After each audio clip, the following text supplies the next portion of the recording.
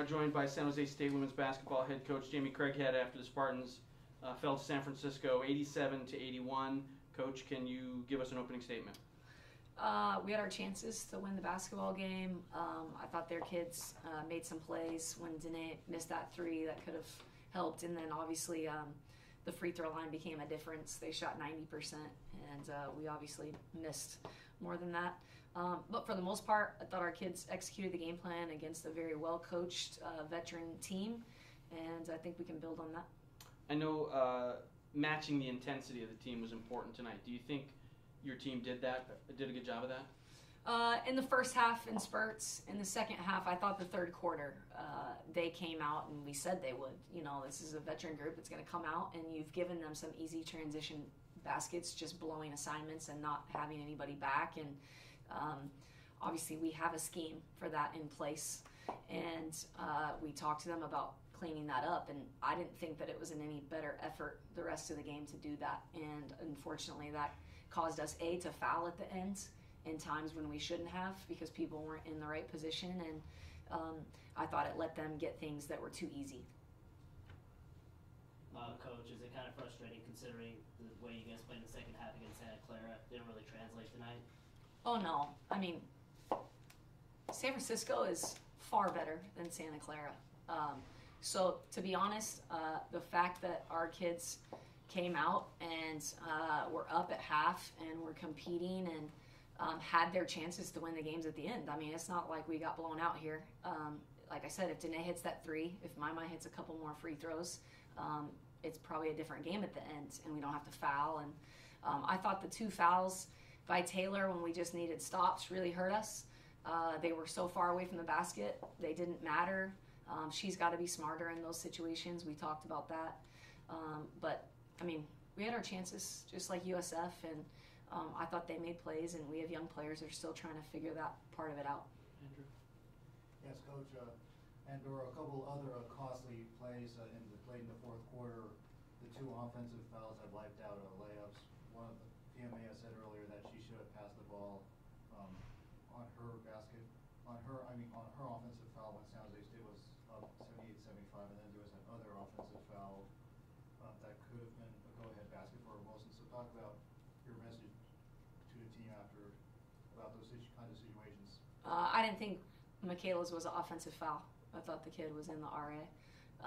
And Maya's, we're still up 78-75 with a turnover, dead ball turnover. They get the ball out. All you got to do is get a stop. So that didn't hurt us. I mean, you want to try and get a shot there, but if you still have a lead, then that didn't lose a basketball game for you. So we didn't address that. I addressed it right when we talked. You know, in the middle of it, I looked at Maya and said, just dribble that one out. She kind of lost the ball. I thought she could have just dribbled it out, taken a better shot. But you can't blame the game on that one possession. You know, like I said, if we score and or if we get a stop after that, we're fine. Can you tell us what the team is going to work on for the next game against Northridge? You know, Northridge is different from, you know, USF. And I think ultimately what, you know, our fans need to understand, what people need to understand is when you're this young, you can prepare as much as possible for your opponent, but bottom line, until your young players really understand and grasp how to do what you want them to do and are in those moments where they have to execute. You know, if we would have just executed what we needed to execute, it wouldn't have been about USF. And it won't be about Cal State Northridge. We got to rebound the ball, and we can't foul. And we weren't fouling, and then you guys saw late in the game there, we foul, quick, puts them on the free throw line. I mean, they're a 90% free throw shooting team. It's the easiest shot in basketball. 4 free throw attempts in the first half, 20 in the second. What'd you like from your team driving to the hoop in the second half? I mean, well, really it was Mai, right? I mean, for the most part. I mean, Taylor was 4 for 4, and then Danae was 3 for 4, but it was Mai. She was just aggressive. That's what we need from her. I thought her confidence broke a little bit on the free throw line, and as a senior, you know, she said in the locker room, apologized to the team, and it's kind of like, well, you also got us there, right? Like, you're the one who was attacking, and so it's just where we got to get to as a group, and I've seen, you know, them take strides and look better, but obviously I'm not pleased with the outcome because I just don't think we have to give up the transition baskets, and if we don't give those up, then we win the basketball game. Coach, what do you, as far as these close games that you guys have played in, what have you gotten out of them as far as just them being so tight and seeing how your young team is responding to it? I think it's just figuring out who we can go to. Obviously, Taylor has emerged as someone we can go to, and Mai as well. And the last couple games, Meh has been great. She's learning a whole new position, and it's been 5 days, and she's playing that position fairly well. So for us, it's more about what they learn. I've been coaching basketball for a while. It's just me trying to help them understand how to execute, how to do certain things. They went zone at the end. We drop a play, and they go zone, and Mea's standing wide open in the gap, and we don't even have to run a play. I was like, Mom, I just throw it to Mea right there. And then Mea dribbles up to the top of the zone and doesn't take the shot. It's just them understanding, like, if you've been in those moments, you've been in those battles, if that's a senior or a junior, they stand there and they catch the ball and they at least get a shot, and have a chance. But, they're just trying to figure out how to play, and I'm trying to help them. Coaching my ass off, they're playing their asses off, and, that's all we can do right now, just keep trying to get better. Can you talk a little bit about MK and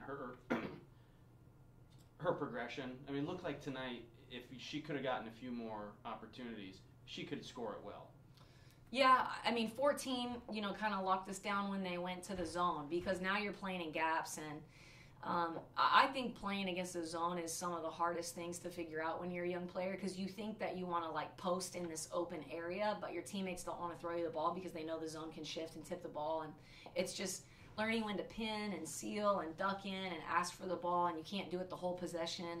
And so we were able to get her early, and then I thought, we went a little bit cold, but we were also attacking, and there's multiple ways to get those paint touches. It's not always going to be the post. Mai was getting in there, and so I thought because of those penetration opportunities, maybe that's sort of why we didn't get MK the ball on the block as much there. Any other questions for Coach? Coach, thank you very much. Thank you. Okay, we're joined by Majnik Ladd and Fiamea Hafoka, after the Spartans 87-81 loss to San Francisco. We'll open up for some questions. Hafoka, this is for you. You had those 2 blocks, and then you chased down that loose ball. Just talk about late in the game, just pressure situation once again, and just to see the intensity kind of pick up with you guys.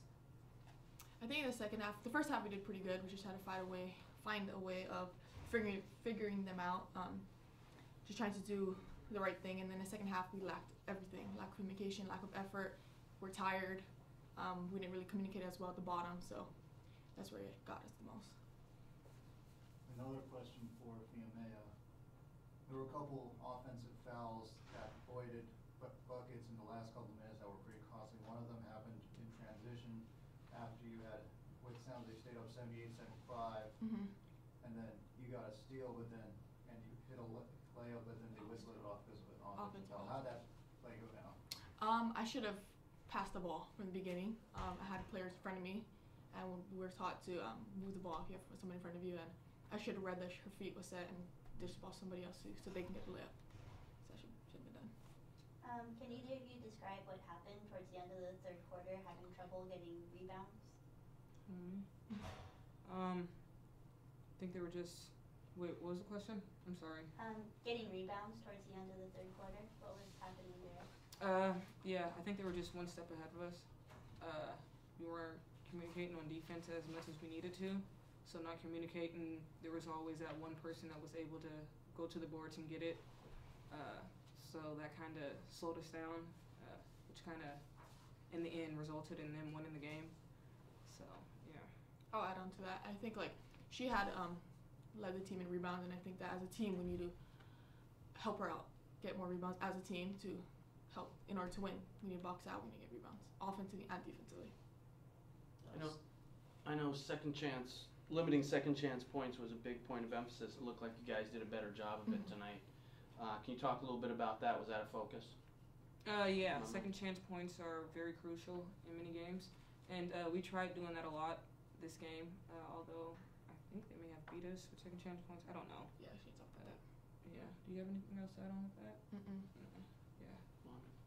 My this is for you. Once again, double-double, 16 points, 12 rebounds. Can you talk about the balance that you've been able to play with, but also the team as well, kind of being well-rounded? Personally, I'm just trying to do the job that JC needs me to do, which is being a leader on the court. And with the team, I know they expect a lot from me being a senior, but I also expect a lot from them because I know the skills that they can bring offensively and defensively. So, yeah. Andrew? Question for my mind, when you look at the final results where you went 9 for 14 from the free throw line and this is a 6-point loss, what lessons do you take from the final results today? I'll be in the gym tomorrow. For my mind, what's the team chemistry like 3 games in now with the underclassmen? I think the chemistry is strong, but it could be stronger. We're all still adapting to each other's strengths and weaknesses. With 7 freshmen and 5 sophomores, everyone's still trying to figure out, like I said before, each other's strengths and weaknesses. So I know for sure 100% that we will have all this gel together before season starts. So, yeah. I mean, a couple minutes into the fourth quarter, you guys had fought back. I think you were down 6 at one point early in the fourth.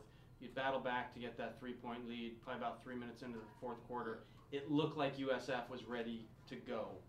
Did you guys sense that on the court? Yeah, we for sure did.